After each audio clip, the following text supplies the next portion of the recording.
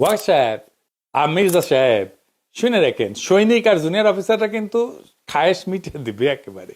মায়ের কলে এক পা মাটির পড়বি না। আলোচনা কি হয়েছে দুইজনের মধ্যে শুনবেন?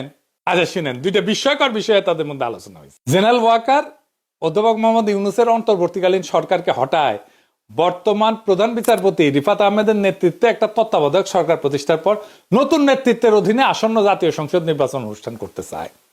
মানে সামনের মাসে প্রধান বিচারপতি অবসরে যাবে, সে তত্ত্বাবধায়ক সরকারের বাতিলের যে রায় ছিল সেটা বাতিল করে দিয়ে চলে যাবে। তাইলে সদ্য সাবেক বিচারপতি হিসেবে সেই তত্ত্বাবধায়ক সরকার প্রধান হবে। কেস কলের সন্দর্ভ বরাবর হয়েছে আর কি। হ্যাঁ, সিস্টেম ভালোই, ব্যবস্থা ভালোই করেছে। বিপরীতে বিএনপির মহাসচিব মির্জা আলমগীর জনপ্রশাসন এবং পুলিশের মধ্যে তাদের কাছে বিশ্বাসযোগ্য অফিসারদের গুরুত্বপূর্ণ লাভজনক পদে বসানোর পর জাতীয় সংসদ নির্বাচন সম্পন্ন করতে ওয়াকারের সমর্থন চাইছে। এবার বুঝছেন তো এই নির্বাচন নিয়ে কি সব খেলা চলিচ্ছে সারা দেশ জুড়ে।